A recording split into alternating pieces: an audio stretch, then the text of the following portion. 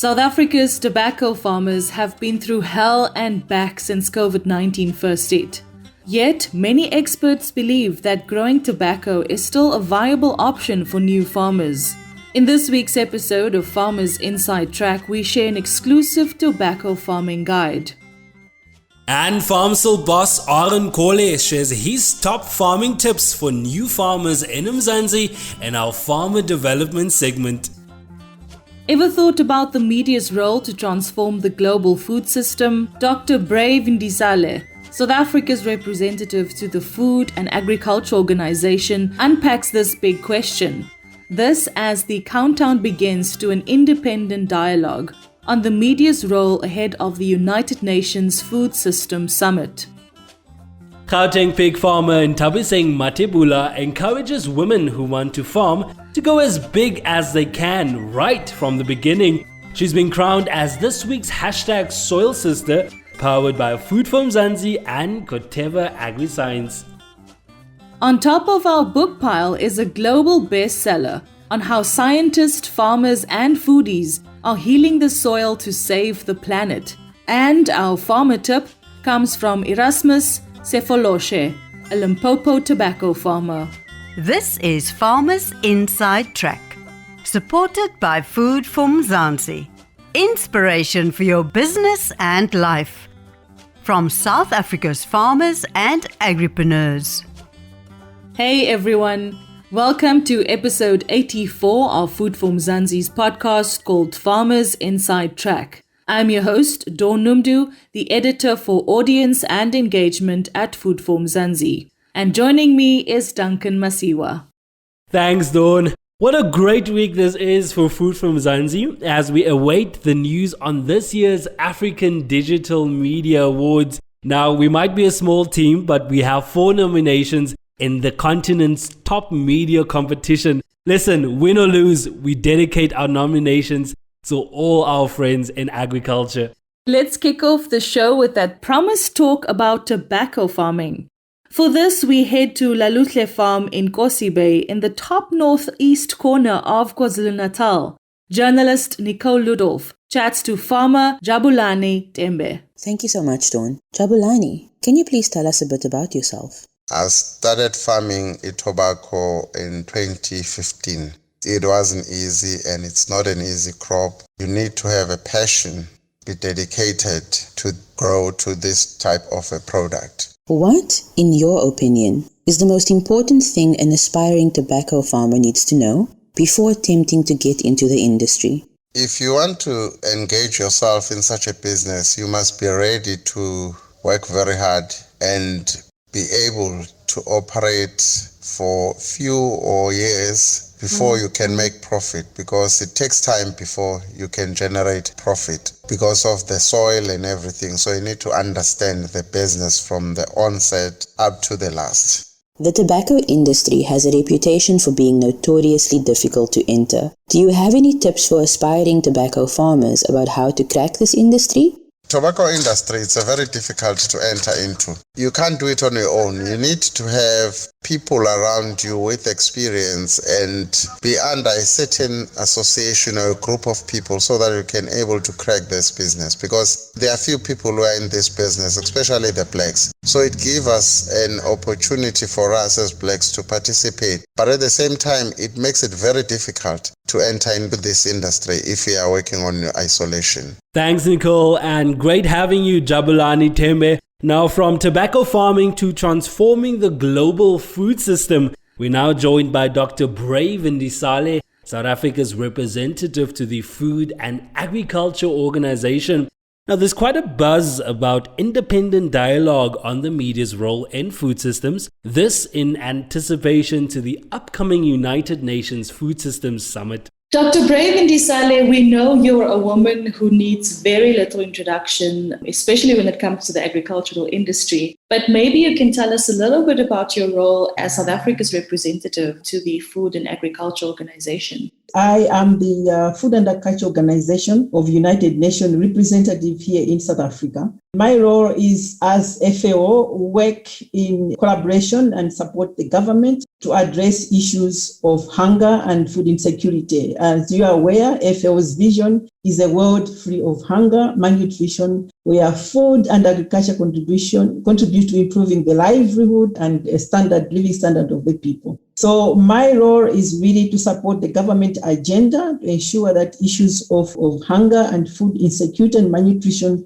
are addressed. Dr. Ndisale, there is quite a buzz around the independent dialogue on media's role in the food systems. Maybe we can start by kicking off the conversation about why this was so vital to add as a discussion, especially around the upcoming United Nations Food System Summit. First of all, let me emphasize the fact that several major drivers have put the world off track to end world hunger and malnutrition in all its forms by 2030. The challenges have grown with the COVID-19 pandemic and related containment measures. So these drivers, actually, if I could mention, they are actually increasing in the frequencies and intensity. And I can mention a few of these drivers. Climate change variability and extreme, the economic slowdown and downturn, the issues of conflict, all these have exacerbated the underlying causes of poverty. And of course, we actually are experiencing across the world a very high persistence of levels of inequality. And the world has recognized that the agri-food system and the transformation, the need to actually transform food systems is very central to building a forward better after COVID-19 and to achieving SDGs, but particularly for Africa, to achieving a 2063 agenda. The evidence itself has recognized the convening of the UN Food System Summit, which actually is going to really bring forward concrete actions from all the people, and it is actually engaging all forms of society all over the world so that we can actually together support a transformative or transformation of the world food systems. And so this is the reason why the Secretary General actually has convened the UN Food System Summit. And I'm very pleased that South Africa is actually very engaged in actually having a national dialogues on food systems at a national level, provincial level, but also I have seen that there are quite a bit of independent dialogues that actually are being undertaken across South Africa. This is very good. And the specific reference to this dialogue around the role of media, maybe you could reference that also a little bit. How do you see the role of media specifically around food systems? The role of media is extremely important, and actually media would be very central to making sure that everybody and the opportunities for every people everywhere have a seat on the table to be able to engage all populations. The media actually interfaces with all societies across the world, in the countries, in the most communities where we find that maybe government agencies and other institutions cannot actually access them to inform. So the media is central in informing the population. So that I see two things with the media. Number one, for the media to be involved, they also have to really understand what it is that the food systems agenda or the food system dialogue is putting on the table, so that they can actually communicate better to the population and have them not only to be aware, but also have them engaged and give feedback. Remember, the Food System Summit is a people's summit. Everybody has to be involved, and the media is able to touch every individual person in any corner of the society to be able to know, but to also to be informed and to contribute. So I see the media as a critical partner to engage and dialogue in the food system agenda. Thanks for joining us, Dr. Brave Ndisale, South Africa's representative to the Food and Agriculture Organization. Undoubtedly, one of the most influential women in agriculture on the continent of Africa. We now change gears and move the discussion from global food systems to farmer development.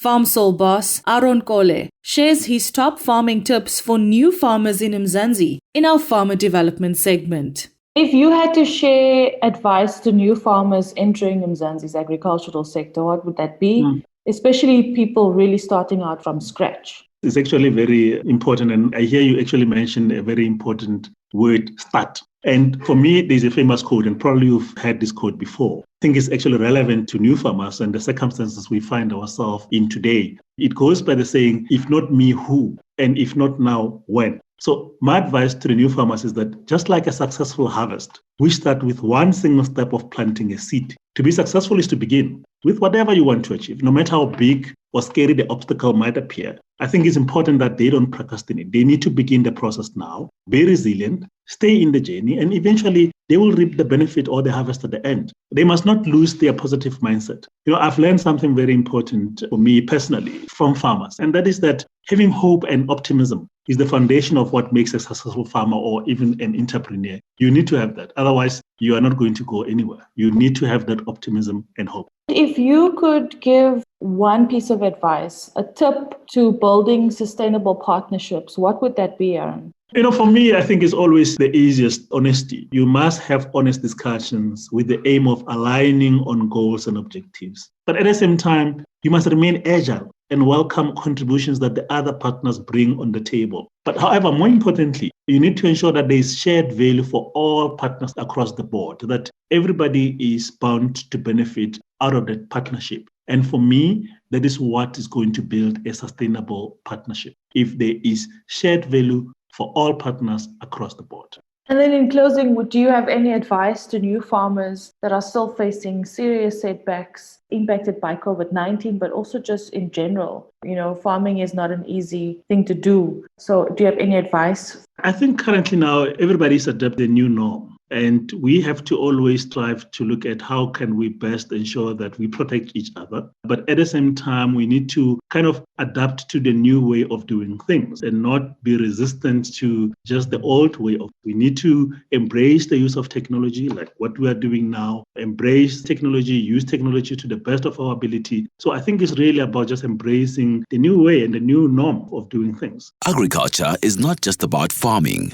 It's about caring, and that's an ideal worth preserving. When your family doesn't settle for anything less than magnificence, give them the best with Magnificent Maize Meal. On the field or in the classroom, Magnificent helps your family perform magnificently. Magnificent is a product of VKB Group. Visit vkb.co.za or like our Facebook page for more. VKB, for the love of the land. Thanks again, Aron Kole, Managing Director at FarmSol. And who knows, if you've got what it takes, you might just be the next FarmSol Youth Ambassador featured on Food for Mzansi. Let's move the discussion to our book of the week here on Farmers Inside Track. This week, farmers selected The Soil Will Save Us by Kristen Olsen. The author explains the carbon cycle and interlinkage of plants, animals, and soil. Carolyn Sampson reviews this fascinating book about the nexus of soil, food security, and global warming. Somewhere in primary school, we learned that through the process of photosynthesis, plants use chlorophyll to remove carbon dioxide from the atmosphere, combine it with sunlight, and convert it to carbon sugars, which the plants use for energy. The oxygen is released back into the atmosphere, and the plant consumes some of the carbon while depositing the excess in the soil around its roots in the form of humus. Up to 95% of our species diversity may be found below the soil. Various bacteria and nematoids control pests and attract other beneficial organisms to the plants. In The Soil Will Save Us, Kristen Olsen explains the carbon cycle and interlinkage of plants, animals, and soil. She traveled extensively to interview and see some of the results of regenerative agriculture and is able to convey the technical information in a very accessible manner. We visit experimental plots in Ohio, farms in Australia, Zimbabwe, and North Dakota, and along the way receive an assessment of the impact of agricultural policy on farming methods. A fascinating book about the nexus of soil, food security, and global warming. Thanks, Caroline Sampson. We certainly cannot wait to hear what is next on your reading list. Now, if you want to suggest the next book of the week, simply email us at info@foodformzansi.co.za. Life in South Africa can be a lot. Scroll through Twitter for a minute and tell me I'm wrong. Thank God for South Africans though, right? We're inspiring, and even on the bad days, we fight back with a smile. That's why I love Food for Mzansi so much. We're not ashamed to celebrate the ordinary unsung heroes who work every day to put food on our nation's tables. Go to foodformzansi.co.za and never miss an inspiring story.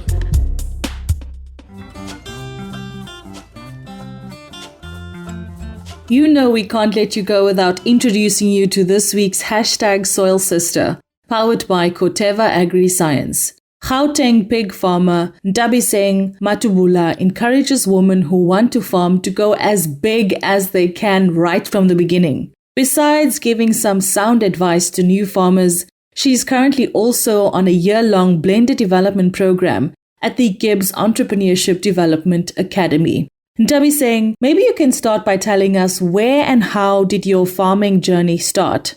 I have studied agriculture animal production in 2009. I did a BTech degree at the Tshwane University of Technology. And since then, I just ventured into the farm. The name of the farm is Dreamland Piggery, which is a family business run by myself, my mother, and two of my younger brothers. I am farming with pig production and maize production, and we have an abattoir. I have been farming for the past 10 years. We started in June 2011 operating on the farm. We have 70 hectares under irrigation and 70 hectares under dry land, where our abattoir is slaughtering 5 to 550 pigs per week, and our pig production unit is a 300 sow unit. And what do you love most about farming? Initially, I wanted to study veterinary sciences, but I opted for animal production because my parents, they were initiating getting a pig farm. So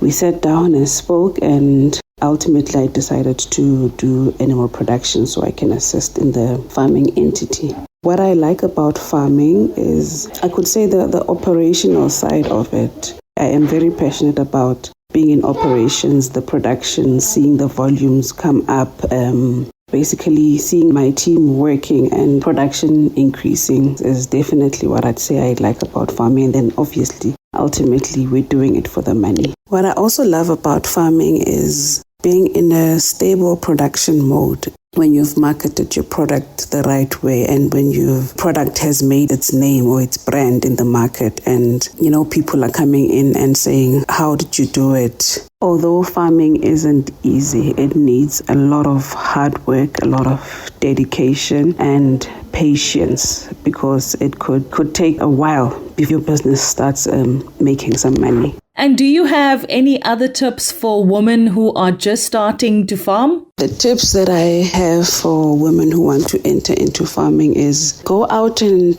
search for the market first before you can start producing anything, because then the demand will lead you on what product you need to produce. So go out into the market, search, and then produce. With regards to pig production, I would say start big, because these days 100 sow unit pig production isn't feasible. So I'd say start at least from like 300 sow unit. And then once you know that you've got that market for your pigs, then you're in business. And of course, another tip, networking. I think that one goes without saying. You can only get contacts once you start speaking to people. Also, with farming, as long as you strategize with your team members, you are able to find a winning formula. And once you get that winning formula, you stick to it as a farmer. That's what's going to make you have a stable cash flow. And once you stick to that formula, you know that you're doing everything good. Thank you, Nthabiseng Mathebula. And be sure to also read her inspirational article on Food from Zanzi's website. Righto, sticking to the theme of this week's episode, our farmer's tip of the week comes from Erasmus Sefoloshe, a tobacco farmer, just after this break. Agriculture is not just about farming, it's about caring, and that's an ideal worth preserving. It's yummy, it's good for you, and the whole family loves it. It's grain-filled chickens, proudly South African and mouth-wateringly delicious. Discover a world of tasty goodness and visit Grain-Filled Chickens.co.za or like our Facebook page for more. Grain-Filled Chickens, a proud member of VKB. VKB, for the love of the land. As promised, we now hear from Erasmus Sefoloshe, a Limpopo tobacco farmer who shares his top farming tip for newcomers in agriculture. My experience with the other farmers who want to plant tobacco, they must have a lot of water. The area must be frost-free because tobacco doesn't like cold areas. Normally, we plant it in hot areas. There's a lot of market in the tobacco industry, even though we're experiencing some problems with illicit tobacco traders now. And Erasmus Efoloshe's Farmer Tip of the Week brings us to the end of this week's Farmers Inside Track, proudly brought to you by Food for Mzansi. For more daily inspirational stories about the farmers and agriculturalists who go above and beyond to feed South Africa, visit www.foodformzansi.co.za or follow us on Twitter, Facebook or Instagram. Remember, if you loved this podcast, please rate it and share it with your friends, family members and fellow farmers. Farmers Inside Track is available for free on YouTube, Spotify, Apple Podcast and Google Podcasts, and of course also on foodformzansi.co.za. From me, Duncan Masiwa, Dawn Numdu, Nicole Ludov, Caroline Sampson and the rest of the Food for Mzansi team, have a great week and please, let's continue keeping each other safe during this COVID-19 pandemic.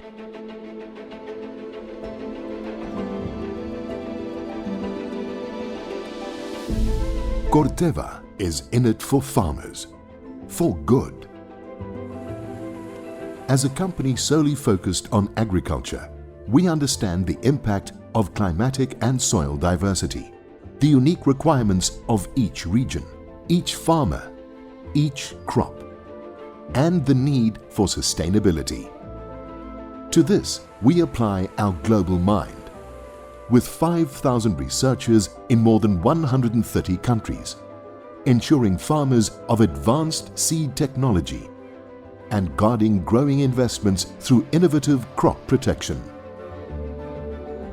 Local investment includes research facilities on par with the best in the world and the largest private insectary in Africa. Advanced genetic breeding is combined with intense trials, testing and refinement in different bioclimatic zones to bring forth the best in-class products. Beyond in-seed value, our on-seed applied technology, on-farm crop protection, digital and agronomic solutions are all designed to optimize farmers' productivity, profitability and sustainability. Because by being wholly devoted to agriculture, we have a deeper understanding of farming, the needs of our farmers, and the country's need for farmers. This is what drives our researchers to find new avenues for sustainable growth. It is the reason for having state-of-the-art seed production technology on home ground. Our motivation for creating effective, locally proven solutions to protect land and crops with care for the future. This is the world of Corteva in South Africa. Growing progress, enriching lives, now and for generations to come. Corteva, keep growing. You've been listening to the Farmers Inside Track podcast, supported by Food for Mzansi. For more information, find us on www.farmersinsidetrack.co.za.